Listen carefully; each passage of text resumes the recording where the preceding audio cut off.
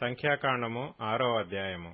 మరియు యెహోవా మోషేకు ఇలాగ సెలవిచ్చెను, నీవు ఇశ్రాయేలీయులతో ఇట్లనుము, పురుషుడే గాని స్త్రీయే గాని యెహోవాకు నాజీరగుటకు ఎవరైనను మ్రొక్కుకొని తన్ను తాను ప్రత్యేకించుకొనిన ఎడల వాడు ద్రాక్షారస మద్యములను మానవలెను. ద్రాక్షారసపు చిరకనైనను మద్యపు చిరకనైనను త్రాగవలదు. ఏ ద్రాక్షారసమునైనను త్రాగవలదు.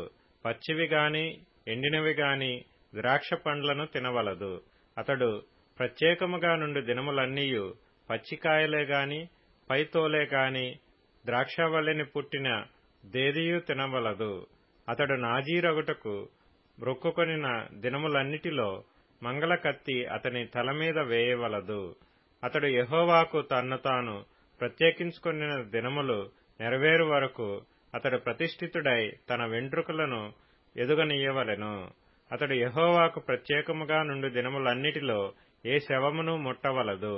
తన దేవునికి మీదు కట్టబడిన తల వెంట్రుకలు అతని తల మీద నుండును గనుక అతని తండ్రి గాని తల్లి గాని సహోదరుడు గాని సహోదరి గాని చనిపోయినను వారిని బట్టి అతడు తన్ను తాను అపవిత్రపరచుకొనవలదు.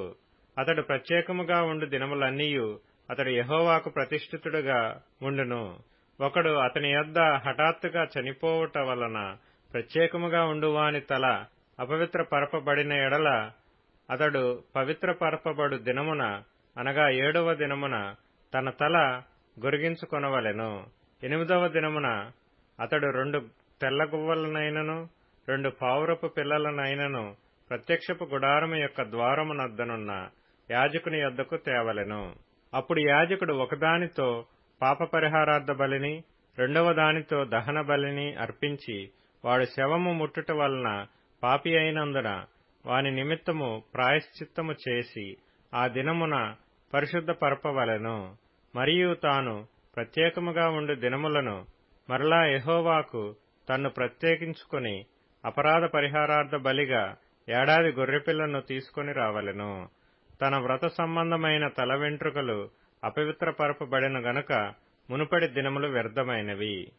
నాజీరు ప్రత్యేకముగా ఉండు దినములు నిండిన తరువాత వాని గూర్చిన విధి ఏదనగా ప్రత్యక్షపు గుడారం యొక్క ద్వారమునొద్దకు వానిని తీసుకొని రావలెను. అప్పుడతడు దహన బలిగాను నిర్దోషమైన ఏడాది మగ గొర్రెపిల్లను పాప పరిహారార్థ బలిగాను నిర్దోషమైన ఏడాది ఆడు గొర్రెపిల్లను సమాధాన బలిగాను నిర్దోషమైన యొక్క పొట్టేలును గంపెడు పొంగని పిండి అనగా గోధుమ పిండి వంటలను నూనె కలిపిన గోధుమ పిండితో చేసిన భక్ష్యములను నూనె పూసిన పొంగని పూరీలను వాటి నైవేద్యమును పానార్పణములను అర్పణముగా యెహోవా యొద్దకు తేవలెను. అప్పుడు యాజకుడు యెహోవా సన్నిధికి వాటిని తెచ్చి అతని నిమిత్తము పాప పరిహారార్థ బలిని దహన బలిని అర్పింపవలెను. యాజకుడు ఆ గంపెడు పొంగని భక్ష్యములతో ఆ పొట్టేలును యెహోవాకు సమాధాన బలిగా అర్పింపవలెను. వాని నైవేద్యమును వాని పానార్పణమును అర్పింపవలెను.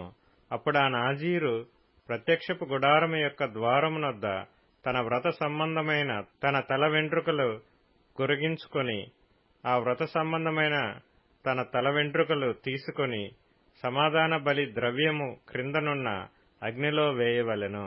మరియు యాజకుడు ఆ పొట్టేలు యొక్క వండిన జబ్బను ఆ గంపలో నుండి పొంగని ఒక భక్ష్యమును పొంగని ఒక పూరీని తీసుకొని నాజీరు తన వ్రత సంబంధమైన వెంట్రుకలు గొరిగించుకొనిన పిమ్మట అతని చేతుల మీద వాటినుంచవలెను.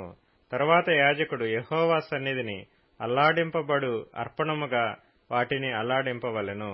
అల్లాడింపబడు బోరతోనూ ప్రతిష్ఠితమైన జబ్బతోనూ అది యాజకునికి ప్రతిష్ఠితమగును. తరువాత ఆ నాజీరు ద్రాక్షారసము త్రాగవచ్చును. మ్రొక్కుకొనిన నాజీరు తన కలిమి కొలది ఇచ్చు దాని గూర్చిన విధియు అతడు నాజీరై ఉన్నందున యెహోవాకు అర్పింపవలసిన దాని గూర్చిన విధియు ఇదే. తాను మ్రొక్కుకొనిన మ్రొక్కుబడి చొప్పున నాజీరును గూర్చిన విధిని బట్టి ఇది అంతయు చేయవలెనని చెప్పుము.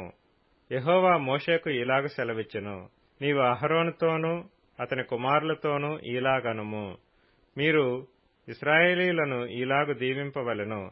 యెహోవా నిన్ను ఆశీర్వదించి నిన్ను కాపాడునుగాక. యెహోవా నీకు తన సన్నిధిని ప్రకాశింపచేసి నిన్ను కరుణించునుగాక. యెహోవా నీ మీద తన సన్నిధి కాంతి ఉదయింపచేసి నీకు సమాధానము కలుగుచేయునుగాక.